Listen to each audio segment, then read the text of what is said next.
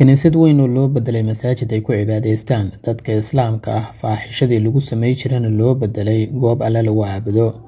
Allahu Akbar,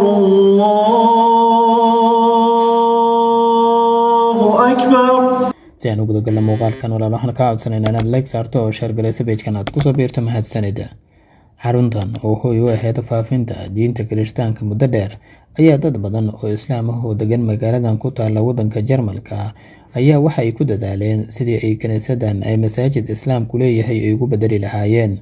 Kaniisadan oo muddo qarniyaal ah jirtay kuna taala magaalada Rothenburg ee waddanka Jarmalka ayaa waxa gaaladii Kirishtaanka ahayd ee ku cibaadaysan jirtay ay ku wareereen, sidoo kalena ay u wareegsadeen kaniisado kale, kuwa qaarna ay isaga tageen kaniisadan qarniyaalka jirtay isla markaana ay muddo joogeen, balse kooxdii hore ee diilaawayaasha ahaayeen ee gacanta ku hayay kaniisada ayaa go'aansaday in ay iska iibiyaan oo macaash kale ay ka raadiyaan. Dad badan oo Islaam ah oo ganacsato iyo culimo isugu jira oo akhbaar wanaagsan arrinkaasi u arkay iyo raggaasi ee kaniisada gadaya ayaa ku dadaalay in ay goobtan ay gacantooda soo gasho, dadaal dheerna ay ku bixiyeen sidii ay masaajid uga dhigi lahaayeen goobtan horay u ahaa jirtay ama qarniyaashaba ahayd kaniisad. Xarunta dhexe ee Jaaliyadda Axmadiya oo qayb weyn ka qaadata faafinta diinta Islaamka iyo dacwada oo bulshada u soo bandhigtay arrintaasi ayaa ku guuleysatay in wax laga qabto.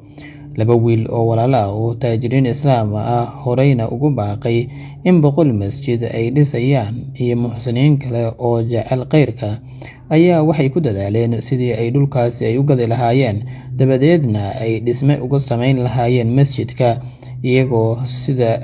sidoo kalena ay ka shaqeeyeen sidii ay u tirtiri lahaayeen raadadkii kaniisadii muddada halkaasi ka dhisnayd. Dhulkii markii hore la gaday ayaa waxaa laga dhisay masjidka aad aragtaan ee quruxda badan, qaab cajiib ahna loo dhisay, waxaana ku xiran masaajidka jamaaco badan oo derisla ah, kuwa qaarna uga yimaado meelo fogfog.